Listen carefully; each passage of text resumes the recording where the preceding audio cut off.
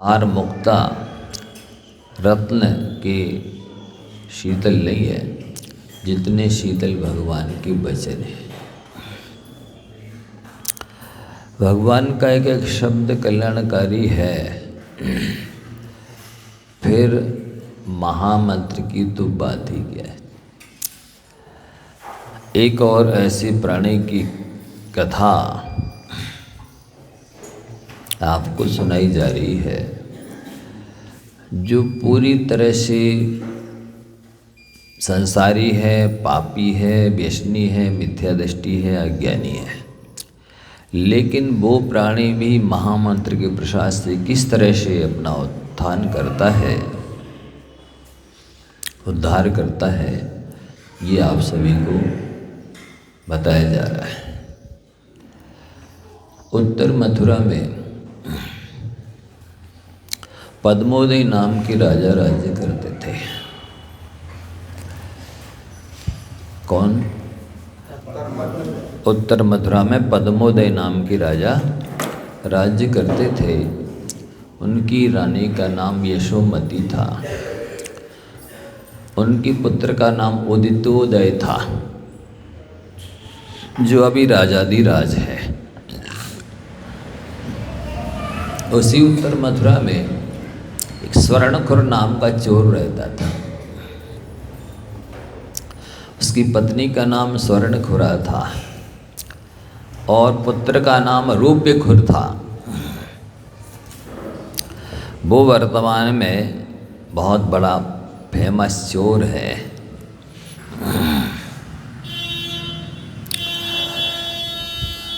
वो सारे शहर में, नगर में चोरी करता था, लेकिन उसके पास अंजन गुटिका विद्या सिद्ध थी। आँखों में अंजन आंज लेता था तो अदृश्य हो जाता था, उसे कोई देख नहीं पाता था। चोरी कर लाता था बड़ी बड़ी और कोई पकड़ भी नहीं पाता था। राजा आदि भी उसको नहीं पकड़ पा रहे थे, क्योंकि उसको अंजन विद्या सिद्ध थी। तो अपने नगर की रक्षा के लिए, लोगों को भय से बचाने के लिए, दुख से बचाने के लिए राजा ने क्या किया, उसको वृत्ति बांध दी कि भाई हम तुम्हारा खर्चा दे दिया करेंगे, तुम चोरी नहीं किया करो। तो उसने कहा ठीक है, हमें यदि खर्चा मिल जाता है तो हम काहे को चोरी करेंगे। उसने चोरी करना बंद कर दिया। लेकिन उसको जो राजा के द्वारा धन मिलता था तो उससे वो जुआ खेलने लग गया। क्या करने लग गया? जुआ खेलने लग गया और सातों व्यसनों में लीन हो गया। सारे व्यसन करने लगा। अब एक बार जुआ खेल करके, और होता क्या है कि जुआ में व्यक्ति एक आध बार जीतता है और फिर अनेक बार हार जाता है। वो उस दिन देवी योग से जीत गया। और होता है ऐसा है, जब कोई एक व्यक्ति जीत जाता है तो जो हारे लोग होते हैं कि भाई तुम जीते हो, लाओ आज तुम्हारी तरफ से खिलाओ पिलाओ, हैं पार्टी कराओ। तो ये जिसने याचकों ने जो मांगा उसको दे दिया। फिर ज्यों के दो खाली हाथ दोपहर में भोजन के लिए घर आ रहा था। राजमहल के किनारे से निकला, उसको अच्छी सुगंध आई जलेबी इत्यादि की। 56 प्रकार के भोजन राजा के यहाँ बने हुए थे। सोचता है मुझको तो अंजन विद्या सिद्ध है, क्यों ना बढ़िया लगा करके अंजन और राजमहल में जाया जाए और राजा के साथ बैठकर भोजन किया जाए। उसने अंजन आया, अदृश्य होकर के राजमहल में प्रविष्ट हो गया और राजा के साथ बैठ करके थाली में बढ़िया भोजन करके तृप्त होकर आ गया। अब ऐसा एक दिन कर लिया तो कहते ही हैं कि एक आध बार कोई अच्छा विशेष व्यंजन मिल जाए स्वादिष्ट, खा ले व्यक्ति तो जीभ चट्टू पड़ जाती है, फिर तो वैसे ही चाहिए रोज। और वो रोज ऐसे ही करने लगा, रोज अंजन लगाया, अदृश्य हुआ, रोज प्रविष्ट हुआ राजा के राजमहल में और बढ़िया राजा के आज बैठ करके खा पी करके तृप्त होके आ जाता। ऐसा करते उसको अनेक दिन हो गए। कितने दिन हो गए? अनेक दिन हो गए। तो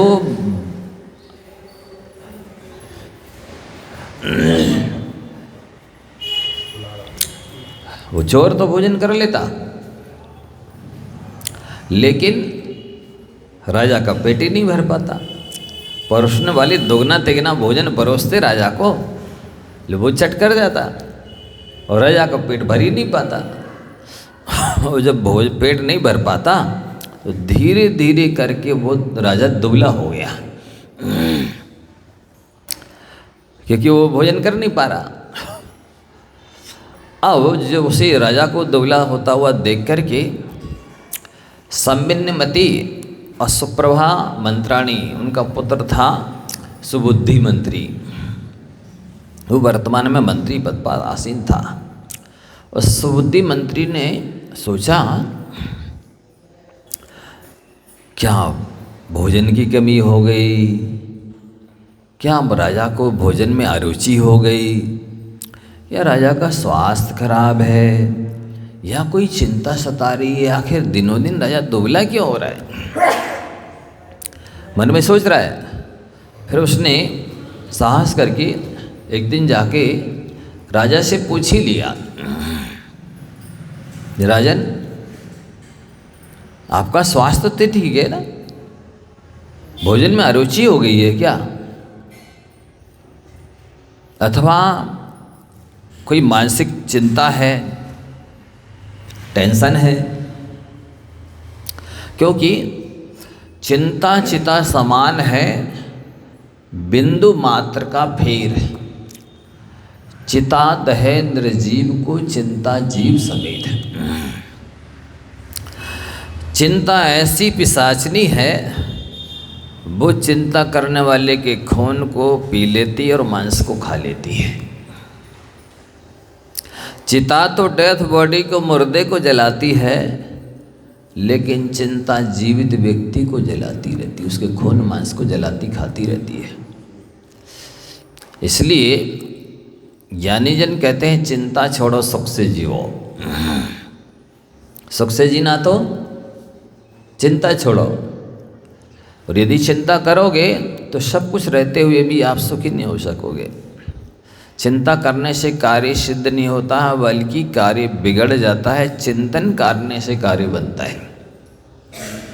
चिंता से बिगड़ता है और चिंतन करने से बनता है, समाधान निकलता है। तो राजा ने कहा आप तो मेरे अभिन्न शरीर हैं, आपसे छुपाने लायक कुछ भी नहीं है। एक कौतुक की बात है, सुनो, मैं प्रतिदिन दुगना तिगना भोजन करता हूँ, इसके बाद भी क्षुधा शांत नहीं होती है। मुझे लगता है कोई अंजन विद्या सिद्ध व्यक्ति मेरे साथ भोजन करता है, जिसकी वजह से मेरी क्षुधा शांत नहीं होती है। अब ये हंसे की बात किसी से बताई भी नहीं जा सकती है। राजा को, मंत्री को पता चला, अच्छा ऐसा है, कोई राजा के साथ अंजन विद्या सिद्ध भोजन करता है और राजा को पता नहीं चलता है, इस वजह से राजा दुबला हो रहा है। और मंत्री ने उपाय सोचा, इसका कोई उपाय तो सोचना चाहिए, पता लगाना चाहिए कि वाकई में कोई अंजन विद्या सिद्ध व्यक्ति भोजन कर रहा है, या कोई देवता है, या कोई विद्याधर है, क्या है वजह। तो वाक के सूखे फूल जानते आप लोग, अकौआ के माछ जिसे बोलते हैं, लग जाए तो खुजलाता है शरीर, वो सूखे फूल ला करके और उसने पूरे कमरे में जहाँ राजा बैठता था भोजन करने और रसोई रखी रहती थी उसके चारों ओर फैला दिए। चारों कोनों में अच्छे घड़े जिनमें अग्नि है, धूप है, धुआं से भरे हुए और उनका मुंह कपड़े से बंद करके चारों कमरों में कोनों में रख दिए। और चार दिशाओं में चारों पहलवानों को बैठाला दिया, एक जगह मंत्रवादी को बैठा दिया और शस्त्रलेस बॉडीगार्ड भी खड़े कर दी छुपा करके, और वो छुप करके स्वयं देखने लगा। अब भोजन के समय जैसे ही राजा भोजन करने बैठा तो वो अंजन विद्या सिद्ध व्यक्ति चोर आया और जिससे वो प्रविष्ट हुआ तो उसके पैर से वो दबे, चुर चुर की आवाज आई। और वो सब सुबुद्धि मंत्री समझ गया कि कोई अंजन विद्या सिद्ध व्यक्ति है, देव विद्याधर देव वगैरह नहीं है। यदि होता तो वो ये चूर चूर की आवाज़ नहीं आती, भी तो आकाश में गगन में चल सकते थे। ये मनुष्य है, देखता हूँ कल उपाय और सोचता हूँ अच्छे से। दूसरे दिन फिर वही उसने प्रक्रिया अपनाई, सूखे आग के फूल बिखेरे और वही राजन भोजन करने बैठा, वही सब सामग्री को उसने सुरक्षित कर दिया, चारों ओर डाल दिए। और वो तो उसकी तो आदत पड़ी थी रोज़ की तरह अंजन लगा के, और बस आ गया भोजन करने। जैसे आया तो वो चुर चुर की आवाज़ आई, समझ गया हाँ आ गया है। अच्छी तरह से दरवाजे लगा दिए बेणारगल और सब लोग तैयार हो गए।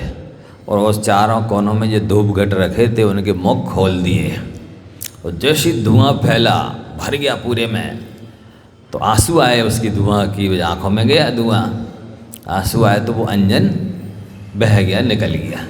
आँखें मली होंगी, निकल गया तो देखने लगा, लोगों ने स्पष्ट देख लिया, अच्छा ये चोर है। उसको पकड़ा और पकड़ करके सब लोगों ने राजसभा में ले गए। राजा से कहा, राजन ये व्यक्ति आपके साथ भोजन करता था। राजा तो परेशान था ही कई दिन से। उसने कहा इसके जो है ना मूड मुड़ाओ, मुँह काला करो, गधे पर बैठाओ और जाओ ले जाओ, इसको जान से मार डालो या सूली पे चढ़ा दो। जान से मारेंगे जल्दी मर जाएगा। ईसा मसीह को जैसे कीले ठोक दिए लकड़ी से, और वहाँ पर अब छिदे छिदे तड़प तड़प के मरो भूखे प्यासे। सो राजकिंकरों को तो आदेश की आवश्यकता रहती है। किम करोमी इति वदंती ते किंकराः। क्या करना है साहब, अब क्या करना है साहब, अब क्या करना है साहब, ऐसा जो पूछते रहते उनको किंकर कहते। नौकर आदेश पाकर के सिर मुड़ाया, मुंह काला किया, गधे पर बैठाया और नगर में घुमाते हुए लाते मुक्के मारते हुए उसको, और लोग ले जा रहे थे। अब देखिए क्या होता है। कहते हैं जो व्यसनी होता है ना, वो दोषों को नहीं देखता है, दोष समूह को नहीं देखता है कि व्यसन करने से कितने दोष मेरे अंदर आ रहे हैं और कितने गुण मेरे अंदर के चले गए हैं और क्या क्या मेरी हानि दुर्दशा होने वाली है, वो व्यसनी नहीं देखता है। जिन वाणी में शास्त्रों में आप सभी के बताने लायक है, सुनने समझने लायक है, इसलिए बता रहा हूँ। वैसे तो आप लोगों को मालूम होगा कि व्यसन कितने होते हैं, 7 होते हैं। एक दोहा याद कर लेंगे तो हमेशा हमेशा के लिए याद हो जाएगा। जुआ, मांस और मदिरा वेश्या, हिंसा चोरी जारी, सप्त व्यसन का सेवन करके करी नरक तैयारी। याद हुआ? जुआ, सब लोग बोलो, जुआ, मांस और मदिरा वेश्या, हिंसा चोरी जारी, सप्त व्यसन का सेवन करके करी नरक तैयारी। ये 7 व्यसन हैं। थोड़ा सा हम इसको विस्तार से बताना चाहते हैं कि व्यसनों का क्या स्वरूप है, क्या दशा है, क्या फल है इनका होता है। सुनने लायक है। देखो, सबसे पहले जो व्यसन करते हैं उनके पास कितने दोष आ जाते हैं। आजकल कई लोग मोबाइल के माध्यम से ही करोड़ों रुपए हार चुके हैं जुआ में, रोड पर आ गए हैं और अब भी मरने की तलाश में हैं, खोज में हैं। कोई उपाय नहीं, हम क्या करें, कहाँ जाएं, कैसे चुकाएं, कैसे जीवन चलाएं। और एक शरण रहेगी, मरणम शरणम, मरो, अब कुछ उपाय नहीं है। इसलिए बताना ज़रूरी है कि आप अपने भाइयों को, बेटा बेटियों को समझाएं कि इस चीज़ से बचें। केवल एक मोबाइल के माध्यम से लोग सातों व्यसन कर रहे हैं। कितने व्यसन? सातों व्यसन। तो कहते हैं सबसे पहले तो जुआ खेलने वाले के पास से धर्म चला जाता है एक। गिनते जाइए, धर्म चला जाता एक, लक्ष्मी चली जाती। आप लोगों ने कभी कहीं सुना देखा किसी जुआड़ी ने जुए में पैसे जीत करके अच्छी कॉलोनी बसा दी हो, नगर बसा दिया हो, कोई अच्छी कोठी बंगला बना लिए हो, कोई अच्छा ऐसो आराम कर रहा हो जुआ खेलने वाला, देखा? कभी नहीं। धर्म चला जाता एक, लक्ष्मी चली जाती दो, बुद्धि चली जाती सद्बुद्धि तीन, सुख शांति चली जाती है चार, सत्य वचन चले जाते हैं। जुआ खेलने वाले सत्य बोलते हैं। अरे व्यापार करने वाले सत्य नहीं बोल पा रहे, जुआ खेलने वाला की तो सत्य चला जाता है। पाँच, संतोष चला जाता है। जीवन में संतोष नहीं रहता। एक बार जीत गए तो हाँ अब एक बार और लगा, आप कई गुने और ज़्यादा आने वाले हैं, सब बेओर चले जाते। प्रतिष्ठा चली जाती है। जुआ खेलने वाले को कोई सम्मान देता है, इज्जत देता है, अच्छे से विनय से बोलता है, अपने पास बिठाना चाहता है, रिश्तेदारी करना चाहता है, मित्रता करना चाहता है। बेजुआड़ी करेंगे, मित्रता करेंगे तो। और उसकी सच्चे देवशास्त्र गुरु के प्रति से श्रद्धा चली जाती है और लोगों की उसके प्रति श्रद्धा चली जाती है। विश्वास खत्म हो जाता है, उसका भी दूसरों पर से विश्वास नहीं रहता है और दूसरों का उस पर भी विश्वास नहीं रहता है। और 10वां है, वो सदगति का पात्र नहीं होता है, जुआड़ी से सदगति दूर चली जाती है। याद हो गए? फिर से देखो एक बार। सबसे पहले धर्म चला जाता है। आपको इसलिए बता रहे हैं कि आजकल कई लोग जो है ना हार जीत के कई गेम खेलने लगे हैं और बेसब जुआ के अंतर्गत आते हैं। साथ ही सट्टा वगैरह है, ऐसे बहुत सारे पैसे अर्निंग के स्रोत लोगों ने बना रखे हैं, जुआ के अंतर्गत आते हैं। तो धर्म चला जाता एक, लक्ष्मी चली जाती दो, सद्बुद्धि चली जाती तीन, सुख चला जाता चार, सत्य चला जाता पाँच, शौच यानी संतोष चला जाता छः, प्रतिष्ठा इज्जत चली जाती सात, और देवशास्त्र गुरु के प्रति श्रद्धा उसकी चली जाती है और उसके प्रति लोगों की श्रद्धा चली जाती है आठ, विश्वास खत्म हो जाता उसका औरों पर और औरों का उस पर, और 9 और 10वां वो सदगति का पात्र नहीं होता है, दुर्गति में ही नियम से जाता है। ये 10 बातें गुण उस जुआ खेलने वाले की नष्ट हो जाती है। उसके मित्र कौन है, सहायक? सुन लो। विषाद करना पड़ता है उसको एक, मतलब हारेगा ही हारेगा, दुर्गति दुर्दशा होनी पक्का है। कलह होगी उसकी लड़ाई, वचनों से संबंधित जो लड़ाई होती है उसको कलह बोलते हैं। वाक कलह, वाक कलह, वाक युद्ध, वचन युद्ध। तो विषाद होता है एक, कलह होती है 2, और झगड़ा फिर हाथापाई भी होती 3, क्रोध आता है 4, मान आता है 5, बुद्धि में भ्रम हो जाता है कि अब क्या करें 6, वो चुगली करता है वो दूसरों की, उसकी दूसरे चुगली करते हैं 7, ईर्ष्या होती है उसको दूसरों से और दूसरों को उससे 8, और शोक होता है उसे कि अब क्या करें, कहाँ जाएं, कोई उपाय कोई गति सूझती दिखाई नहीं देती है। तो इस तरह शोक और चिंता हो जाती कि अब क्या करें। 10 ये जुआ के भाई हैं। याद हो गई?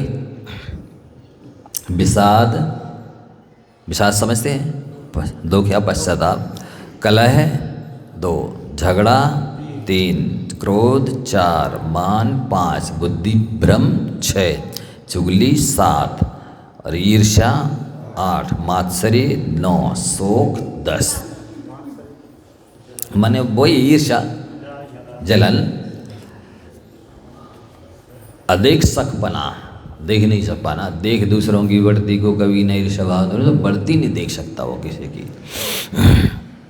सामने वाला जीत जाए तो वो शांत नहीं रहेगा, नहीं नहीं तुम कैसे जीते, अब फिर से लगाओ एक बार और, फिर से लगाओ एक बार और, फिर से लगाओ एक बार और, हिलना ही पड़ेगा, मतलब इस तरह होता है। फिर जुआ से कुल में कलंक लगता है 1, ध्यान से सुनिए, कुल में कलंक लगता 1, पृथ्वी पर अपयश फैलता 2, मन में पश्चाताप होता 3, अपने महत्व बड़प्पन का नाश हो जाता है 4, और जुआ खेलने वाले को ना इस जन्म में सुख होता है और ना पर जन्म में सुख मिलता है। वस्तुतः उसे धर्म, अर्थ, काम, मोक्ष चारों पुरुषार्थ नष्ट हो जाते हैं, जुआ खेलने वाले से दूर हो जाते, वो किसी पुरुषार्थ के काम का नहीं रहता। जुआरी की लक्ष्मी ना परोपकार के लिए होती है, वही लक्ष्मी परोपकार में अच्छे काम में लगेगी नहीं लगेगी। ना कीर्ति होगी, जुआरी की कीर्ति यश होगा नहीं होगा, ना प्रीति के लिए होगी, उसकी लक्ष्मी ना ऐसी जगह जाएगी कि जिससे उसका प्रेम स्नेह बढ़े, ना अपने हित में काम आएगी और ना अपने सुख के लिए काम आएगी और ना बंधु बांधवों के सुख के लिए होगी। जुआ से के द्वारा प्राप्त हुई लक्ष्मी इस काम में नहीं आती है। जुआ से गई लक्ष्मी केवल पाप के लिए होती है। जुआरी मनुष्य का वस्त्रदय हो गया है लंगोटी। आपने देखा होगा जो जुआ वगैरह खेलते रहते हैं, लंगोटी तौलिया कुछ ऐसी चड्डी अड्डी पहने रहते हैं और अकेले में एकांत में कहीं धूल में, खेत एत में, धरती जमीन में। लंगोटी तो वस्त्र होता है और खराब अन्न भोजन होता है। जूठा मीठा जैसा बासा तिवासा कहीं का कुछ भी मिल गया सो खा लेते हैं। धूल दूसरे तो पृथ्वी ही उनकी शैया होती है, जहाँ कहीं सो जाते। भद्दी वचन ही उनका वार्तालाप है, गालियों के अलावा वो प्राय करके कुछ बकते नहीं, बोलते नहीं। वेश्या है, ये कुटुंब के खोटे जन हैं उनकी, वेश्या इत्यादि बिट होते हैं गंदे लोग। ये बिट सहायक हैं, दूसरों को धोखा देना ये उनका व्यापार होता है जुआरियों का। और चोर मित्र होते हैं। मित्र कौन होते हैं? चोर। बड़े पुरुष उनके शत्रु होते हैं। अच्छे जो लोग होते हैं जुआरी को अच्छा नहीं मानते।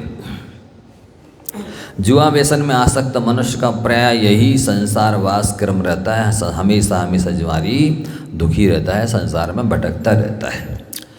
इसलिए अपन सभी को हार जीत वाले जितने भी गेम हों, खेल हों, व्यापार हों, उन सबसे बचना चाहिए। इसमें कभी भी कोई व्यक्ति सुख शांति को प्राप्त नहीं होता है। दूसरा व्यसन कौन सा है? मांस। कौन सा है? तो जो शीघ्र ही उत्पन्न होने वाले समूर्छन जीवों की संतति से दूषित होता है। शास्त्रों में लिखा है कि मांस किसी भी अवस्था में प्रासुक नहीं होता। कच्चा हो तो भी उसमें असंख्यात असंख्यात जीव उत्पन्न हो जाते हैं। पका हो तो उसमें असंख्यात असंख्यात जीव उत्पन्न हो जाते हैं। पक रहा हो तो भी उसमें जीव रहते हैं। लिखा है ऐसा शास्त्रों में। किसी भी अवस्था में मांस प्रासुक होता ही नहीं है। फिर लिखते हैं नरक के मार्ग का संबल है। जैसे आप लोग यात्रा के लिए जाते तीर्थ यात्रा में तो संबल माने नाश्ता ले जाते हैं ना, तो ये मांस खाना क्या है? नरक में जाने का नाश्ता है, पहुंचाने का नाश्ता है। मांस, ऐसे मांस को कौन समझदार धर्मात्मा खाएगा जिसमें त्रय से स्थावर के भेद से प्राणी दो प्रकार के माने गए हैं और दोनों ही प्रकार के प्राणियों की हिस्सा उसमें होती है। कोई लोग ऐसा तर्क देते हैं कि भाई आप जैन लोग भी तो मांस ही तो खाते हो। कैसे? बोले वो जो वनस्पति है, गेहूँ चावल इत्यादि, वो एक इंद्रिय जीवों का शरीर है। अब वो सूख गया, आपने खाया, तो वो भी तो मांस ही है। यदि आपसे कोई ऐसा कहेगा तो आप क्या उत्तर देंगे? बोलो। नहीं, ऐसा है शास्त्रीय प्रमाण स्वरूप। जैसे एक इंद्रिय के जीव में मांस, खून, पीत इत्यादि धातु उपधातु नहीं होती है, हड्डी नहीं होती है, उसका शरीर मांस कहलाता ही नहीं है। पहली बात, एक इंद्रिय का शरीर मांस नहीं कहलाता है। एक इंद्रिय, दो इंद्रिय से मांस संज्ञा चालू होती है, क्योंकि वहीं से धातु उपधातु या हड्डी इत्यादि चालू होती, संघनन वहाँ से चालू होता है। दूसरी बात यह है कि एक इंद्रिय पर्याय से दो इंद्रिय पर्याय पाना अनंत गुना दुर्लभ है। एक इंद्रिय पर्याय से दो इंद्रिय में आने के लिए अनंत गुना पुण्य ज़्यादा चाहिए। एक इंद्रिय की अपेक्षा दो इंद्रिय में कल्याण करने की योग्यता ज़्यादा आ जाती है। इसलिए ऐसा तर्क, और जैसे माता और पत्नी जाति की अपेक्षा दोनों स्त्री हैं, तो बताइए दोनों भोग्य हैं, दोनों त्याज्य हैं? बताइए, ना तो दोनों भोग्य हैं और ना ही दोनों त्याज्य हैं। तो एक इंद्रिय जीव तो है माता के समान और तरस जीव है पत्नी के समान। एक स्थान में जैसे मान लीजिए नाली का पानी और नल का पानी, क्या दोनों त्याज्य हैं? दोनों सेवन करने लायक हैं? नहीं। इसी तरह से तरस जीवों के शरीर तो मांस कहलाते हैं, वो उनके कलेवर त्याज्य हैं, और एक इंद्रिय का शरीर जो है ना, वो मांस की कोटि में नहीं आता है, और वो सूख जाने से प्राशक हो जाता है। इसको प्राशक किया जा सकता है, मांस को प्राशक किया नहीं जा सकता। वो किसी भी स्थिति में प्राशक होता ही नहीं है। फिर यद्यपि तरस और स्थावर जीव सामान्य से जीव तो हैं, लेकिन तरस अभक्ष हैं और स्थावर प्राशक हो जाने से भक्ष हैं। तरस के शरीर में, समस्त शरीर में मतलब धातु उपधातु रहती है, तो वो किसी भी स्थिति में खाने लायक है ही नहीं। ये जो जूते वगैरह बनते ना चमड़े के, बेल्ट हैं, पर्स हैं, मनी बैग हैं, और भी जो भी कोई आइटम बनता है, वो तो आपने इतना छुआ कि असंख्यात तरस स्थावर जीव मर गए। वो ना पहनने चाहिए, जो चमड़े के बेल्ट हैं, जूते हैं, पर्स इत्यादि हैं, कोई भी चीज़ ना रखनी चाहिए। वो तो छूने मात्र से अशुद्ध हो जाता है व्यक्ति। आप ही बताइए, जैसे आप लोग शमशान जाते हैं किसी की डेथ बॉडी लेकर के, तो नहाते कि नहीं? तो क्या मनुष्य की डेथ बॉडी ही छूने के बाद नहाना चाहिए? पशु की डेथ बॉडी छूने के बाद नहीं नहाना चाहिए, है ना? मनुष्य के शरीर जैसे डेथ बॉडी को, मुर्दा को छू कर नहाते हैं, वैसे ही त्रियंश के पशु के डेथ बॉडी को, शरीर को छू करके भी नहाना चाहिए। वो तो छूने नहीं चाहिए, क्योंकि उसको छूने मात्र से असंख्यात जीव मर जाते हैं। ये सद हाँ, हमेशा ही उसमें जीव रहते हैं। तो अब तीसरा, ये जो आजकल चल गया है फास्ट फूड वगैरह, तो आप लोग ये मान के चलिए कि जैन धर्म किसे कहते हैं? अहिंसा को। भगवान की वाणी दिव्य ध्वनि में क्या आया? द्वादशांग वाणी में अहिंसा परमो धर्मा। ये महावीर जयंती को नारा लगाने के लिए नहीं है सूत्र, अहिंसा परमो धर्म की ऐसा बोलने के लिए नहीं है। वस्तुतः जैन धर्म जीने के लिए है। किसके लिए है? जैन धर्म को आत्मसात करने की आवश्यकता है, जीवन में उतारने की आवश्यकता है। इसलिए कहते हैं कि गुरु के चरण नहीं आचरण छुओ, अर्थात उन जैसा आचरण आप भी जीवन में लाओ, वैसा आचरण अपना बनाओ। ये कहने का मतलब जितना आपने जीवन में उतार लिया ना, बस उतनी धर्म आपका है, उतनी हिस्से में आप जैनी हैं, उतनी आपका कल्याण कर सकेगा। जो आपने जीवन में नहीं उतारा वो धर्म आपका नहीं है। और वस्तुतः मनुष्य पर्याय आप लोग बताइए कैसे सफल सार्थक होने वाली है? मेरी भावना पढ़ते हैं, वस्तु स्वरूप विचार खुशी से सब दुख संकट। इसके पहले कहा ज्ञान चरित्र उन्नति कर अपना मनुज जन्म फल। ज्ञान को बढ़ाते हैं यदि आप और चरित्र को आप बढ़ाते हैं तो आप मनुष्य जन्म को फल पाएंगे, मनुष्य जन्म को सफल सार्थक कर रहे हैं और ज्ञान शास्त्रों का ज्ञान नहीं बढ़ा रहे हैं और अपने चरित्र को और नहीं श्रेष्ठतम बना रहे हैं, तो मनुष्य जन्म का फल आपको मिलने वाला नहीं है। ये शास्त्रों की आज्ञा है। यह तन पाए महातप कीजिए या में सारी ही है।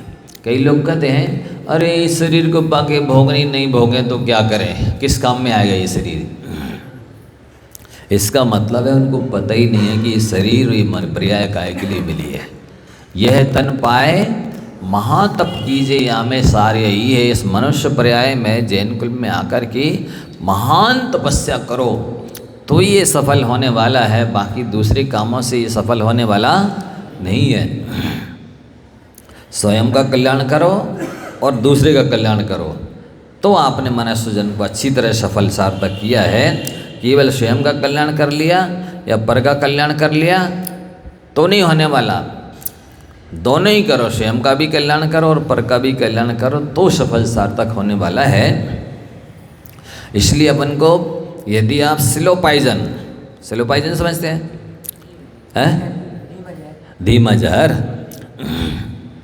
धीमा जहर खाने से बचना चाहते हैं और इनडायरेक्ट में मांसाहार खाने से बचना चाहते हैं तो आपको फास्ट फूड नहीं खाना चाहिए। होटल ढाबा शादी पार्टी का भोजन खाने लायक नहीं रह गया, क्योंकि उसमें ऐसे मसाले डाले जाते हैं, कौन सी जानवर की हड्डी है, चर्बी है, बसा है, क्या है उसमें मिलाया है लोगों ने स्वादिष्ट बनाने के लिए, कहा नहीं जा सकता।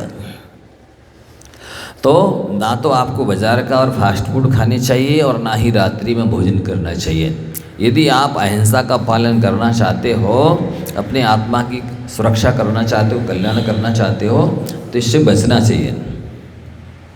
अशुद्ध अमर्यादित अभक्ष भोजन में तृषितपन्न हो गए हैं, इसीलिए मर चुके हैं या उसकी बनने में हिंसा हो चुकी है, इसलिए उसको अभक्ष बताया गया है।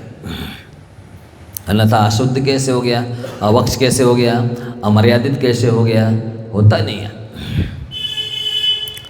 और एक बात और ध्यान देने की है, वैसे सभी के सुनने लायक है, लेकिन इस टाइम लोगों को बहुत सारे काम रहते हैं, आप बता देना, आपकी जिम्मेदारी है।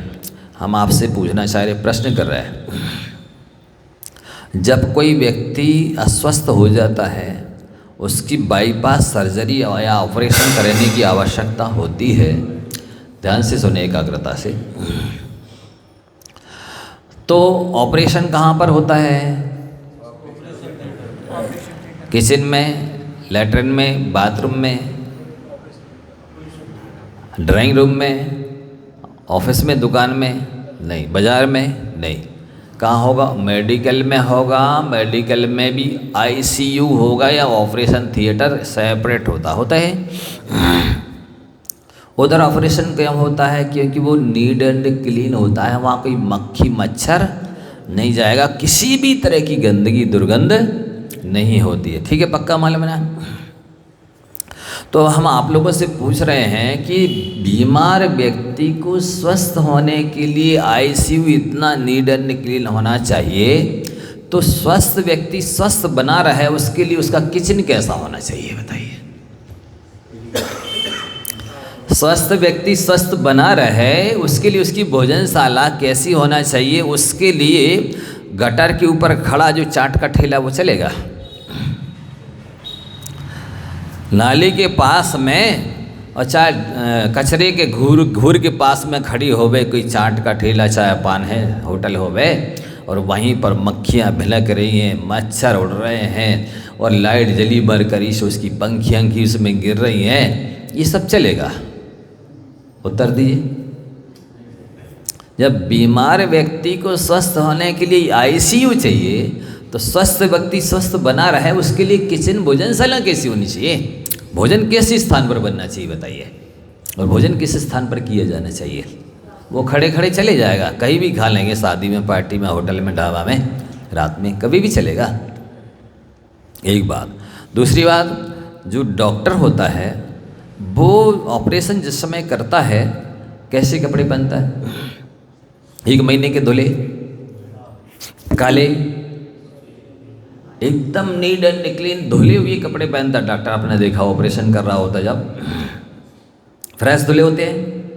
इसके साथ साथ ग्लव्स, हाथ पोस, ये हाथ में पहनता है ना, मोजे रहते हैं, मास्क रहता है।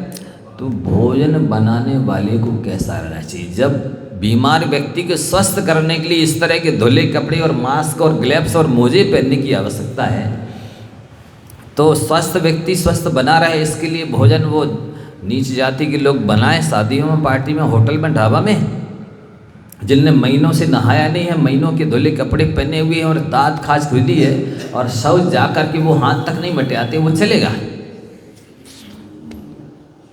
बोलिए, हम आप लोगों से उत्तर चाह रहे हैं, चलेगा उनका बनाया हुआ? एमसी की महिलाएं बनाए और देखिए इधर ऐसा पसीना आ रहा है, तो ऐसा उसी में छिड़कते जा रहे हैं, नाक पहुँचते जा रहा है और फिर वही में रोटी बेलते जा रहे हैं, वो सब चलेगा?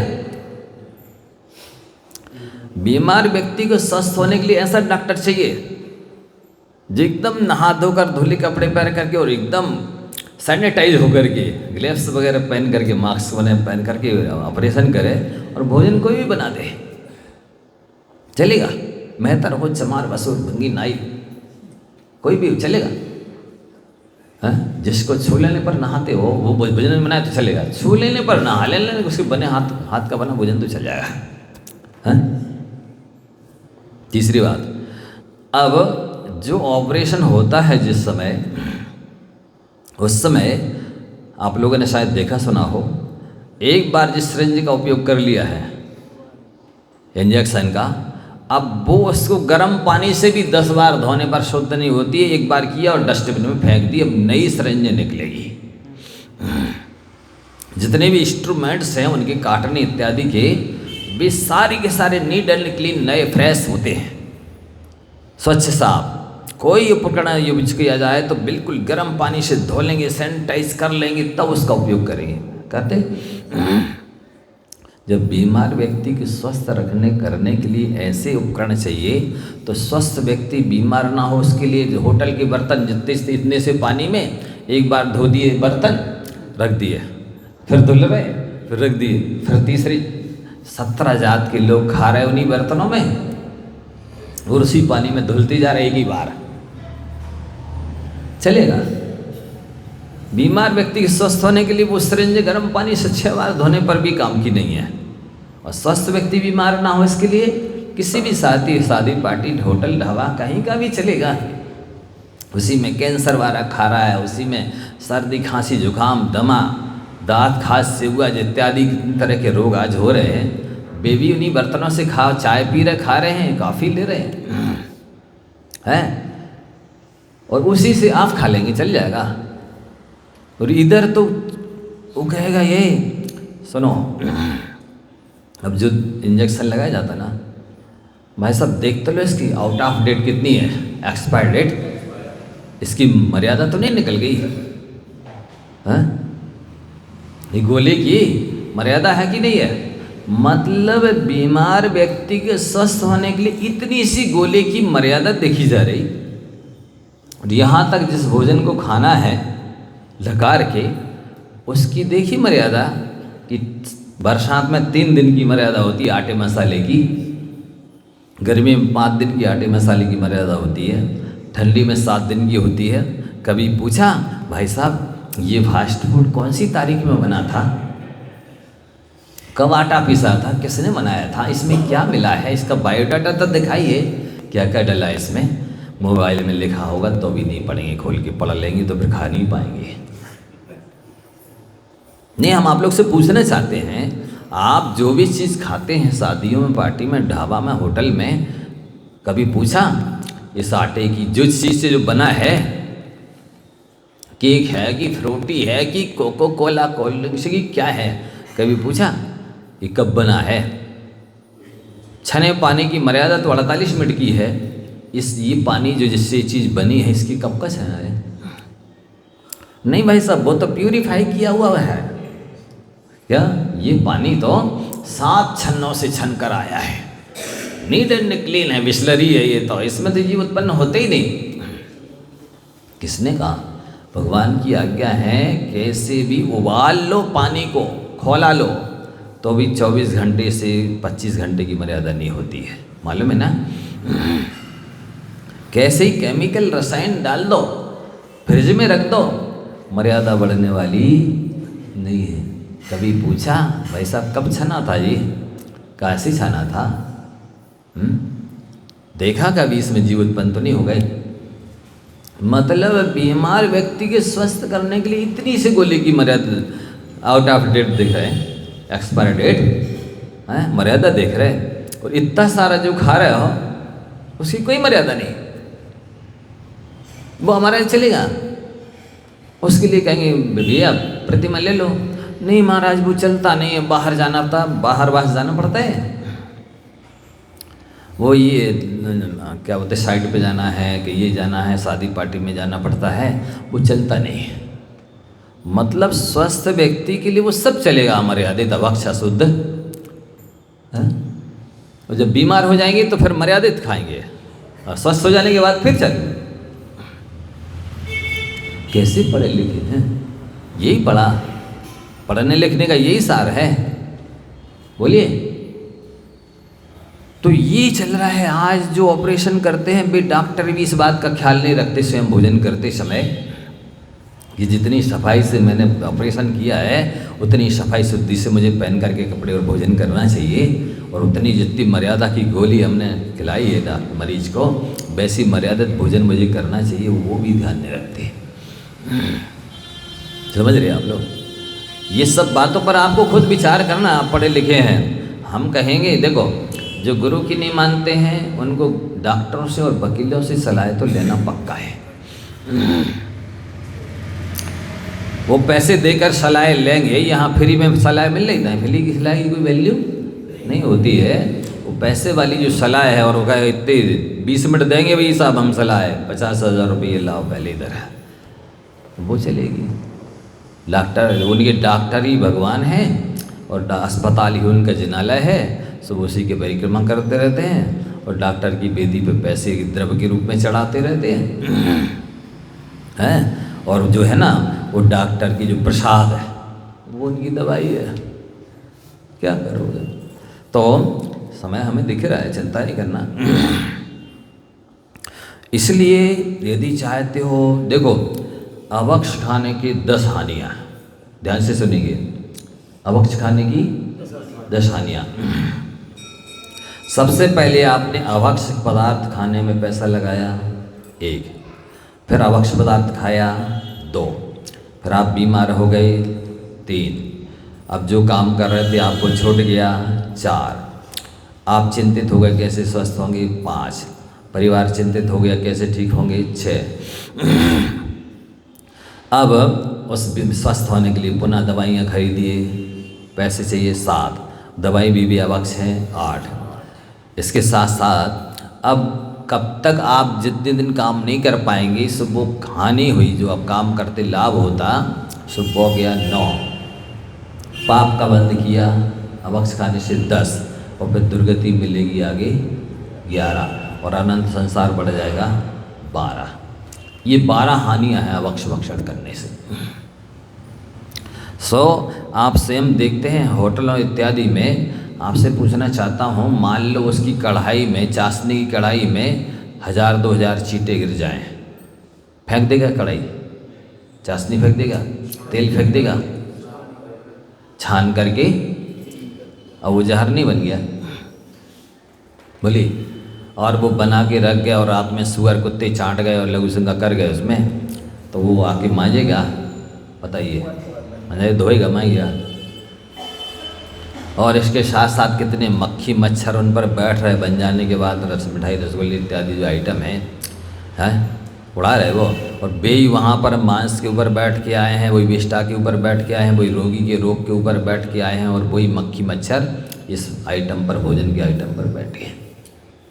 और साथ ही आप सबको मालूम होगा, ये माताएँ जानती होंगी, अशुद्धि के समय में अशुद्धि की महिला यदि पापड़ भरी देख ले तो कैसी हो जाती बताओ? रंग बदल जाता है, स्वाद बदल जाता है, और उसकी शक्ति पावर ख़त्म हो जाता है।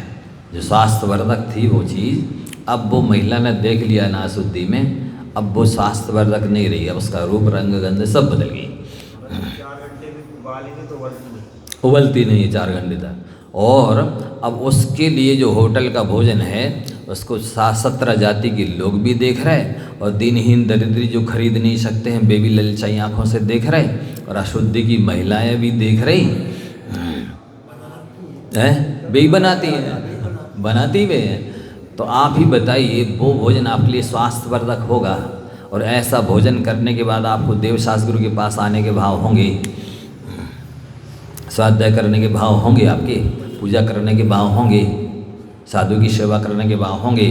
कभी ये भाव आएगा कि ये वैष्णव में तो मैंने लाखों करोड़ों मिटा दिए हैं, गुरुदेव कोई परेशानी तो नहीं है, किसी चीज़ की आवश्यकता हो, मेरा कोई तन मन धन आपकी सेवा में लग जाए तो धन धन कृत हो जाए, सार्थक हो जाए, पूछने का भाव होगा। कभी डायरेक्ट इनडायरेक्ट में पता लगाने का भाव होगा कि क्या लगता है, क्या लग सकता है। तो ये जो शास्त्रों में लिखा है, ब्याजेन द्विगुणम द्रव्यम व्यवसायेन चतुर्गुणम भूम्याम सद्गुणम प्रोक्तम पात्रिनंत गुणम भवित। शास्त्र में लिखा है कि पैसे को ब्याज से दे दो तो जितने समय में दूना होता है, ब्याजेन द्विगुणम, उतना पैसा यदि व्यापार में लगाओ और पुण्य और पुरुषार्थ अच्छा होवे तो उतने समय में पैसा चौगुना हो जाता है। और अच्छी उपजाऊ भूमि हो, अच्छा मौसम हो, अच्छा बीज हो, अच्छी टेक्निक से उसको बोया जाए तो एक दाने के 100 दाने भी निकलते हैं। मालूम है? एक दाने के 100 दाने भी निकलते हैं। लेकिन साधु के लिए एक दाना नौदा भक्ति से दोगे तो अनंत दाने मिलेंगे भविष्य में। क्या ऐसी और कोई प्रोसेस टेक्निक है जो इतना ज़्यादा आपको फलीभूत कर दे? बताइए। ये तो धनंत गुना दान में देने से ही बढ़ता है। कितने गुना? लेकिन वे सबसे ज़्यादा बच्चों को 500,000 रुपये फास्ट फूड खाने के लिए, खेलने कूदने के सामान, खिलौना लाने के लिए लगा देंगे, लेकिन साधु देवशास्त्र गुरु के आहार दान में, पूजा में, भक्ति में, जिनवाणी के प्रचार प्रकार प्रकाशन में लग जाए, नहीं वो महाराज जी गुंजाइश नहीं है, और वो अभी कोरोना में जो टूट गए थे ना, आज तक पनप नहीं पाए हैं। उन लोगों के दो बहुत अच्छे चल रहे हैं कारोबार, भी कर सकते हैं। ये चीज़ है, मतलब पंचम काल के धनाढ्य लोगों का धन या तो डॉक्टर के यहाँ जाएगा, या वकील के यहाँ जाएगा, या 5 स्टार 7 स्टार में व्यसनों में जाएगा, बर्बाद होगा। उनका पैसे का सदुपयोग होना बहुत दुर्लभ है, बहुत मुश्किल है, असंभव जैसा है। थोड़ा सा और मिनट बचे हैं तो आपको और आगे की बात नहीं, हम आपको एक महत्वपूर्ण बात इसलिए बताना चाह रहे हैं कि अभी कुछ भी बच्चे लोग जो है ना सतर्क सावधान हो सकते हैं। जैसी संगति मिलती है बिगड़ने में देर नहीं लगती है। आप सभी को सब सावधान रहने की और अपने बच्चों को करने की आवश्यकता है। माहौल बहुत खराब चल रहा है। ऐसा एकदम से पाश्चात्य सभ्यता हावी है, इतनी प्रभावी है कि अपने अब गांव देहातों में भी अमेरिका जैसी स्थिति होने लगी है।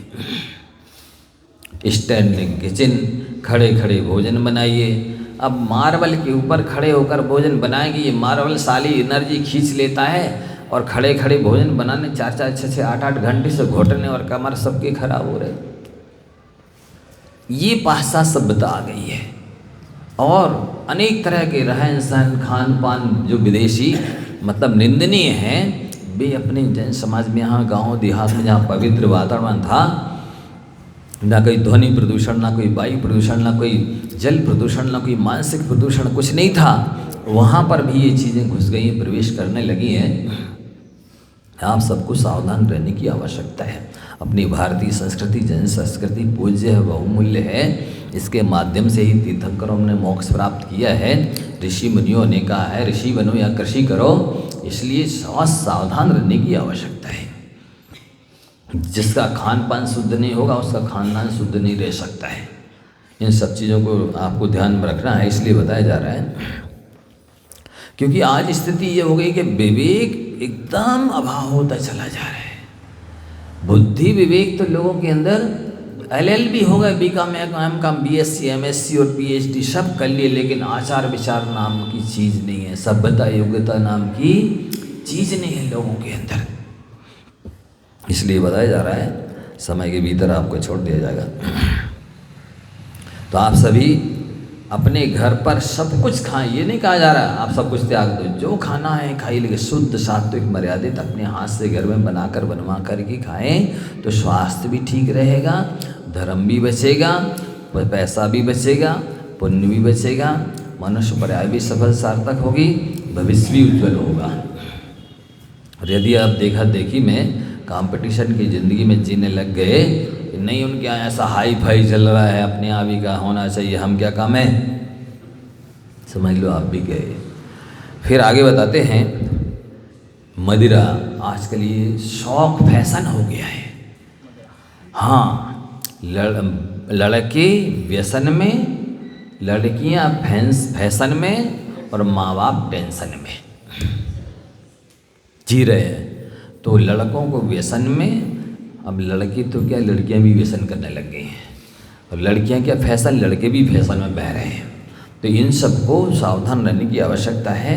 ये जो कोल्ड ड्रिंक्स और जो अनेक तरह की सैकड़ों हजार प्रकार की मदिरा जो कहने लगे स्वादिष्ट है, ये तो फैशन है, ये तो ठंडी है, माथे को ठंडा करती है, इससे तो मनोरंजन होता है, इससे तो स्वास्थ्य ठीक रहता है, इससे तो ताकत आती है, ये इस टाइप की चल गई हैं। पर वो हैं सब नशीली, अभक्ष, अशुद्ध, अमर्यादित हैं और मदिरा ही है।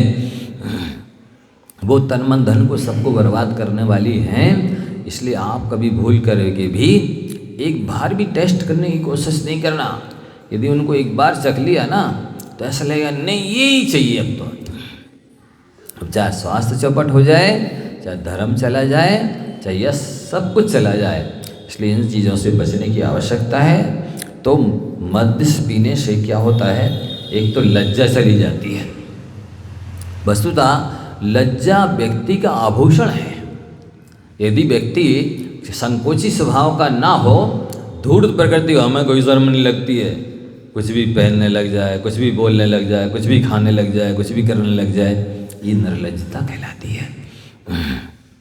और नहीं, हम जैन कुल के हैं, उच्च कुल के हैं, हम गलत काम नहीं कर सकते, अन्याय अनीति नहीं कर सकते, अवक्ष नहीं खा सकते, ये हमारा तो जो ना कुल धर्म है। पानी छान के पीना, रात में भोजन नहीं करना, प्रभु के दर्शन पूजन करना, ये जैन के चिन्ह हैं, ये हमारा कुल धर्म है, ये हमारे कुल की मर्यादा है, हम नहीं करेंगे गलत। ये स्वाभिमान कहलाता है, ये लज्जा कहलाती है। और जो निर्लज्ज होते हैं, धूर्त होते हैं, उद्दंड होते हैं, कुछ भी खाने लग जाते हैं, कुछ भी बकने लग जाते हैं, कुछ भी पहनने लग जाते हैं, कुछ भी करने लग जाते हैं। नहीं, लज्जा होनी चाहिए। लज्जा गलत काम करने से आपको बचाती है, खोटी जगह जाने से बचाती है। मतलब लक्ष्मण रेखा है। लज्जा क्या है, एक प्रकार की लक्ष्मण रेखा है। हमें अपनी सीमा का उल्लंघन नहीं करना, हम अपने कुल के गौरव को, कुल की मर्यादा को, कुल की आन बान शान को सुरक्षित रखेंगे, चाहे कुछ भी हो जाए। ये लज्जा का काम है। तो मदिरा पीने वाले की लज्जा चली जाती है, उसका रूप चला जाता है, पीते पीते सब चेहरा शरीर सब बिगड़ जाता है, भीतर बाहर से सब बेकार हो जाता है, धन चला जाता है, कुल का अंत हो जाता है, पत्नी परेशान, बच्चे परेशान, कुल के लोग परेशान, क्योंकि बी पाका के कुछ भी बकते हैं, कुछ भी फोड़ देते हैं, किसी से लड़ाई झगड़ा करके आ जाते हैं, उल्टे सीधे काम करने लग जाते हैं ना, कुल का अंत हो जाता है। चित्त में संताप होता है, उसको भी होता है जो पीने लग जाता है, और सारे परिवार कुटुंब वंश को संताप होता है। अत्यंत नीच जनों को ही ये प्रसन्न करने वाला होता है। सज्जन भद्र जो जेंटलमैन होते हैं वो सब असंतुष्ट रहते हैं, और पीने के बाद आलस आता है, प्रमाद आता है, उल्टे सीधे काम कर सकता है, अच्छे काम करने में तो प्रमाद आता ही है, शील का विध्वंस हो जाता है। पीने वाला कभी भी ब्रह्मचर्य इत्यादि को नहीं पाल सकता है, और उसकी जो कला है, शिल्प ज्ञान इत्यादि अच्छी अच्छी विद्याएं हैं, वे सब नष्ट हो जाती है। उसकी फिर कोई भी कला सुरक्षित नहीं रह जाती है, स्मृति भी भंग हो जाती है। मैंने किससे क्या लिया है, किसको क्या देना है, क्या करना है इत्यादि सब भूल जाता है। पवित्रता भी चली जाती है। ड्रिंकिंग करने वाले की पवित्रता कहाँ रह गई? इन दोषों के हजारों मार्ग कुटिल हैं और हजारों तरह के अवगुण दोष उस व्यक्ति के पास आ जाता है। आजकल तो पहले शायद महिलाएं मदिरा पीती हों, आज तो लड़कियां, महिलाएं, बुजुर्ग, लड़के सब पीने लग गए। और रात में शादी हुई तो पूरी तरह सारी व्यसन, सारी दुर्गतियाँ होती हैं। इसलिए फैशन में नहीं बहना चाहिए। किटी पार्टी इत्यादि चल गई हैं। ऐसे ऐसे लोग नई नई फैशन निकाल दी हैं जिसमें व्यसनों की पुष्टि होती है, अनाचार होता है, असंयम बढ़ता है। इस सब से आपको बचना है। और ऐसी जो भी नशीली चीज़ें हैं, मदिरा के अलावा जितने भी गांजा हैं, अफीम हैं, चरस हैं, सूंघने वाली भी नशीली चीज़ें आ गई हैं, खाने वाली भी आ गई हैं, अनेक तरह की चल गई हैं, आजकल तो गिनती नहीं है। और मैंने देखा कि बासोदा में मेहतर है, उसकी चाउमीन की दुकान है। जैन महिलाएं 12 बजे रात को लाइन लगाती हैं, नहीं तो ऑनलाइन बुला लेती हैं।